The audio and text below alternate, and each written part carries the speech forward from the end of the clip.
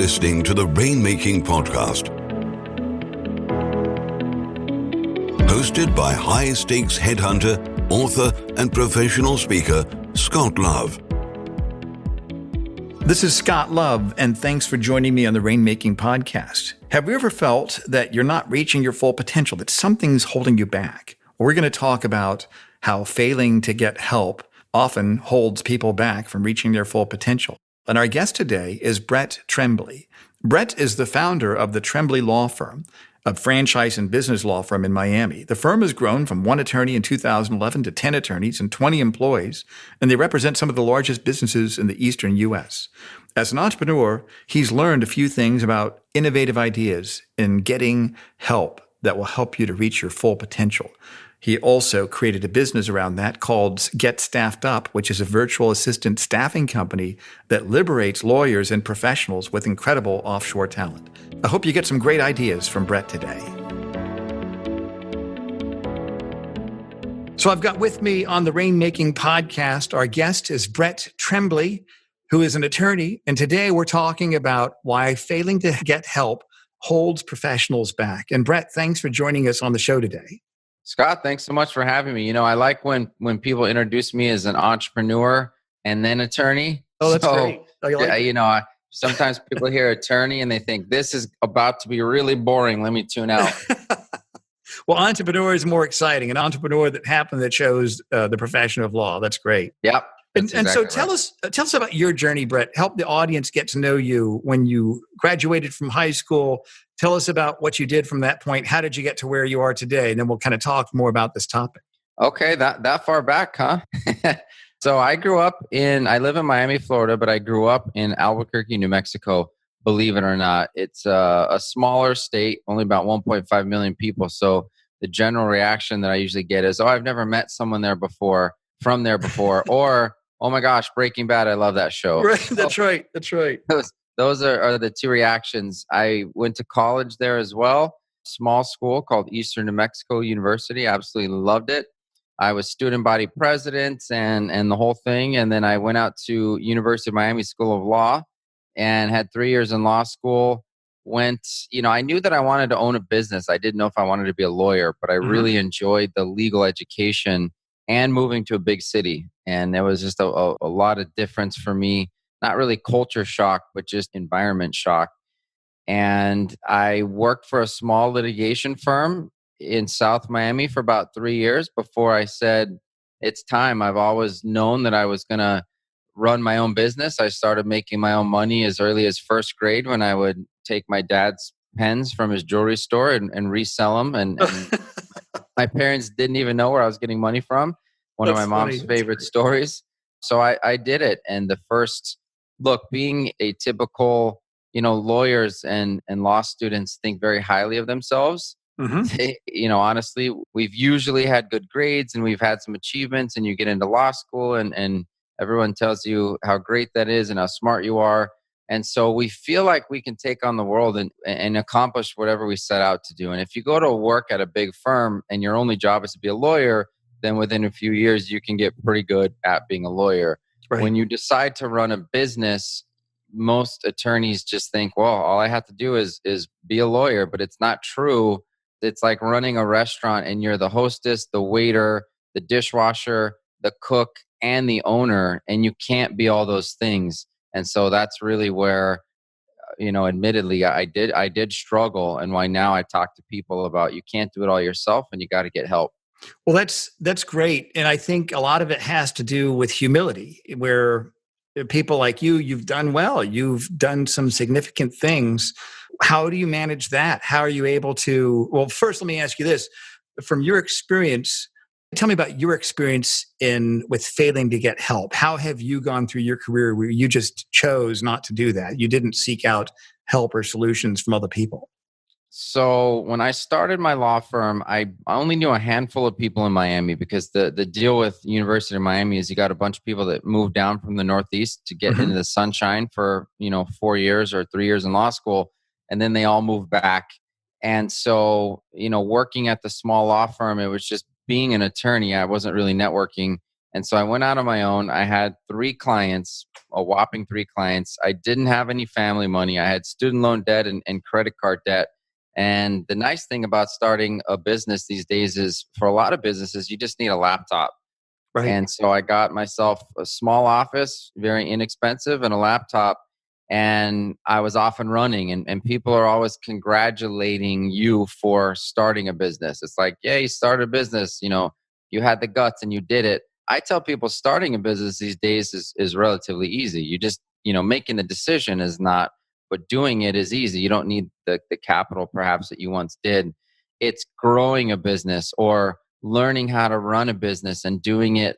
There's not only one right way, but figuring out your way of building a business. And too many people, myself included, we try to do everything ourselves. And for the first 3 or so months, you're running on adrenaline and it's fun. And you want to stay up until midnight and you want to work on your website after hours. And even things like doing your email signature seem exciting. And you're getting all these things, in place, and you have all these big dreams. And look, just to fast forward so people know, I now have a law firm with 10 attorneys, 23 staff members. It's a business, franchise, and litigation firm in Miami. We've been recognized as one of the fastest growing small law firms in the country. Inc. 5000 qualifiers. So it's not like I'm still now. I've just hired one person, and here I am on a podcast. Yeah, that's a big deal, Brett. That's a big deal. In addition, I am co-founder of a second business, which is almost Inc. 5000 qualifying in just over 2 years. And so I have, I now practice what I preach. And through the staffing company, really, we preach it's okay to not be able to do everything yourself. You have to get things off your plate. The only way to grow is by delegating. And what we say is delegate your way to freedom. So, and feel free to interrupt me, Scott. And sometimes on a podcast, I'm not used to talking about myself so much. I'm also used to asking questions. But my first 2 years in the law firm back in 2011 and 12 and early 13, I was trying to do everything myself. And I just wasn't growing. And I couldn't figure out why the whole world wasn't knocking down my door to do work with me, why I didn't have a $100 million business in 2 months. Again, it's kind of the humility. You first have to realize that your ego is getting in the way before you can even say, aha, I need to kind of humble myself. I'm not perfect. I'm not, so great. I've never run a business like this before, even if I had some entrepreneurial endeavors in the past as a kid. It was I don't know everything, but I didn't even realize that I just thought I knew everything kind of moment for me where things started to change. Let me ask you this, Brett. I love that quote, delegate your way to freedom. When was it that was your aha moment? That sounds like it was a big revelation for you. What took place in your life to where you realized you had to just delegate your way to freedom? I finally signed up for a coach, and I'm a big believer in coaching. I'm a believer that you're not, even when you have a huge successful business. I mean, in the coaching industry, even coaches have coaches. It's like, you don't know everything yourself. Get some outside help and some perspective. And I finally, so my big thing was my fear of failure. I had to learn through reading, and really I started diving into business books like crazy. Thankfully, I read Think and Grow Rich by Napoleon Hill. He talks about, the 7 kind of deadly sins. And one of them is the fear of failure. I was so afraid, Scott, that if I hired someone and then I couldn't pay them and I had to fire them, that the whole world was going to point their finger and say, oh, what a loser. That guy failed, haha, let's point the finger at him. And so many millions of people, and you can say all business owners, is like, it's especially in the service, business. You could take lawyers, you can take CPAs, you can take, even doctors and chiropractors. They get their one assistant, and then it's those 2 people their whole lives. And the rationale is, well, I only want to work with people I want to work with. So therefore I must have to stay small. I had someone tell me that the other day. I had a chance to grow my business, but I decided to only take the cases I wanted to take, as if that were the only option ever. Right. And so there's a mindset issue there. And mine was, I didn't realize that the world is too busy worrying about themselves and trying to make a life and a living for themselves to worry about me so much. The world doesn't revolve around any one of us. Right. And I was terrified of not being successful and then taking away all of the praises that I had been showered with of congratulations to starting your own business. So I could still be me and one maybe paralegal and still have people say, oh, Brett has his own law firm, and that kind of makes you feel good. But I didn't realize that the fear of failure, what was really holding me back. I was terrified of spending money I didn't have. I thought you had to have, 20 grand, 30 grand built up in the bank before you could hire someone, when all you really need to do is cover each week. And by the amount of time they will free up for you, you make that money back tenfold, and then you do it again. So let me ask you, in your delegating, are these people that you've done as full-time employees, part-time 1099, or offshore? What have you done in your experience? So I grew my law firm to almost 20 people, here in the US full-time, before I ever discovered the concept that you can hire people all over the country now, thanks to technology. Right. So I wish that I had known about this sooner.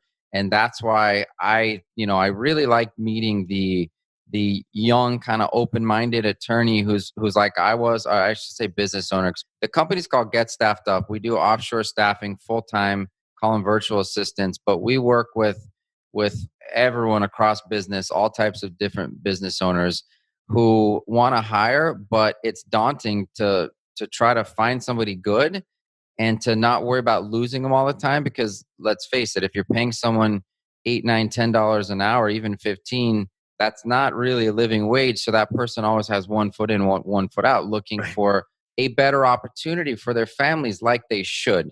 Nobody's put on this earth to just be our servant forever. They need to work for their purposes.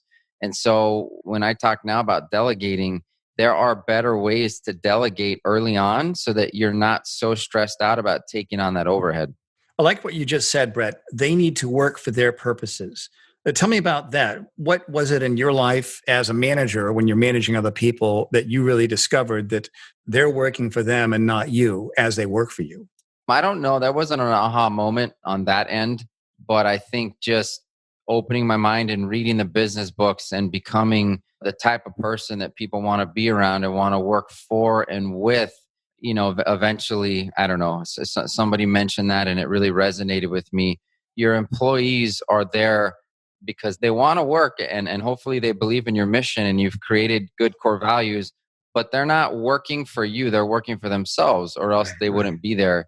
And that's part of what too many people, they have a bad experience with an employee, and now it's really convenient and trendy to just, oh, millennials are terrible.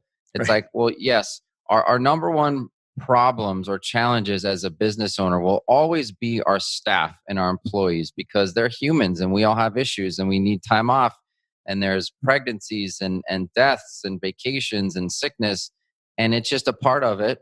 But you have to realize that you've offered those people an opportunity to work, and if they accept, then they need to fulfill their duties. But you can't expect them to stick around while you're not working to build a better business to promote those people and pay them more and help improve their lives. So you probably said about 5 or 6 things that I think each of them we could write a book about. One of them was, you said, become the kind of person that they want to be with.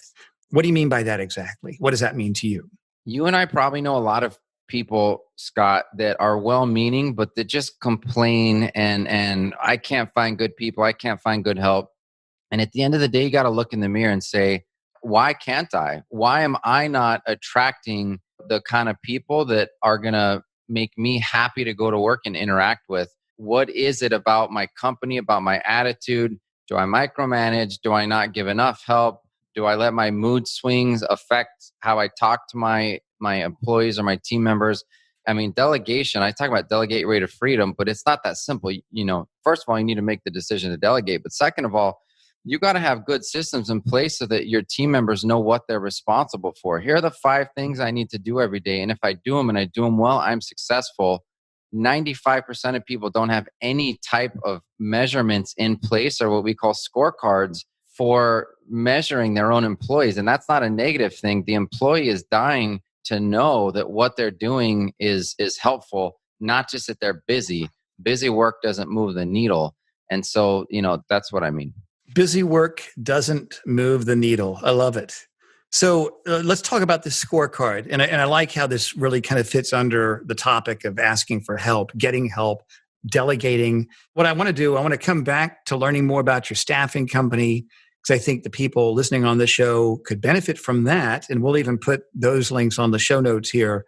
But tell me about the scorecard. Tell me more about that. If I'm a manager, regardless of my business, let's say I'm an attorney, small business, large firm, or small firm, large firm, it doesn't matter. I've got people that work for me.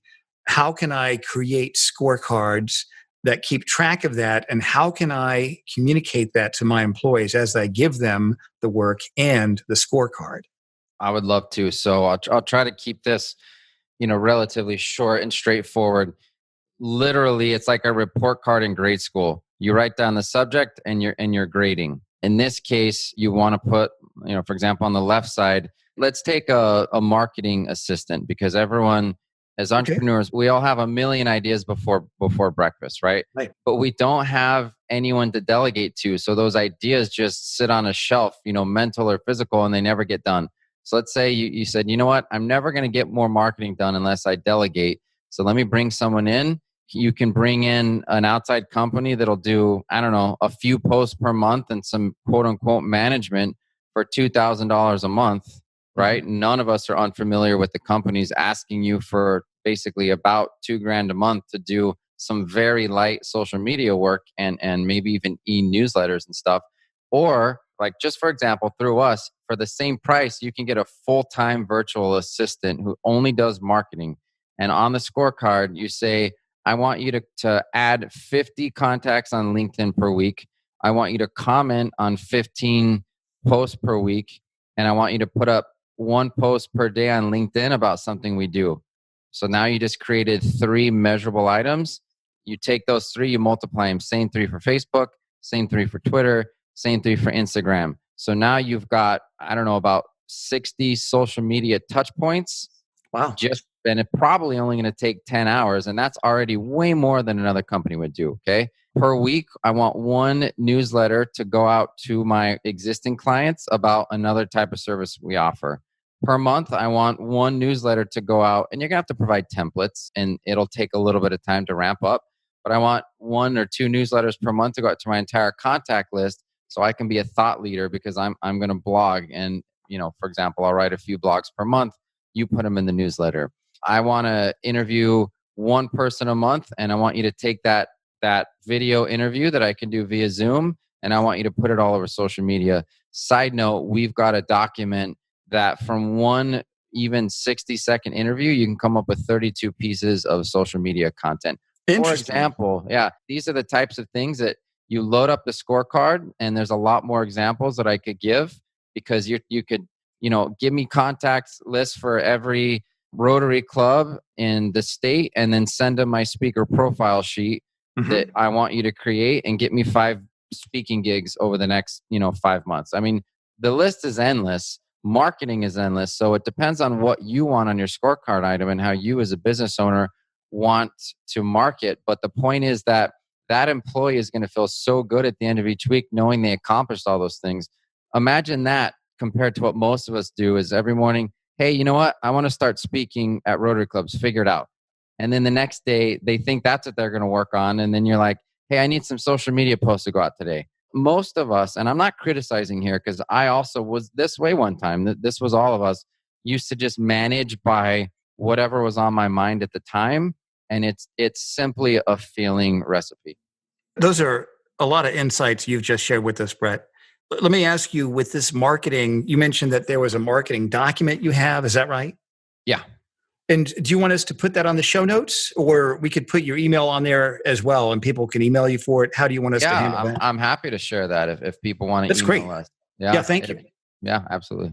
This is fantastic. So how do you communicate these tasks to your employee? What have you learned from your experience in giving them and directing them? What are some tips you'd have in that area?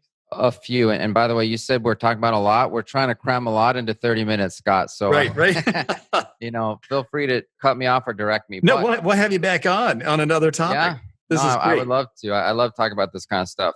Daily huddles are one of the best things I've ever done for my businesses. Having daily huddles. I love it. Yeah. So every morning at 9:02 a.m., the entire team comes together. And when you grow too big, you got to separate into teams. But on Zoom now, because we're all virtual, of course, all of us for both companies, and you give a quick update, what you accomplished the day before, what you're working on today, and maybe where you're stuck, what you need help with. And we end each person ends with, and today's going to be a great day. The alignment, I know it sounds corny to some people, and that's okay. If you want to poo-poo the idea, then fine.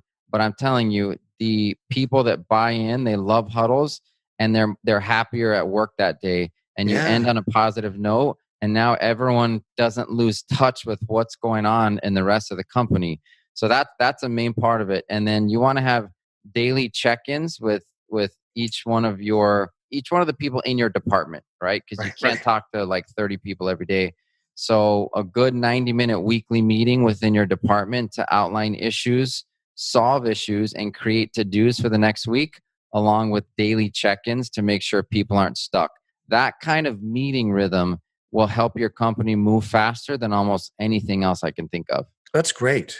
I mean, you just gave us an MBA right here in 5 minutes in terms of management. Well, it's a lot of learning condensed into a few snippets. But so you've been through a lot here, Brent. I always admire people that learn how to go forward.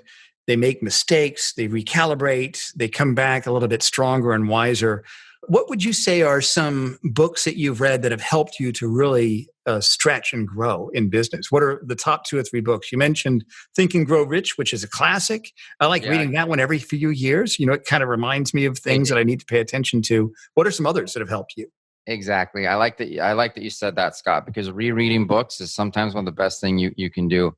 E-Myth and E-Myth Revisited. I mean, that's also a classic. I'm sure people already know about that one.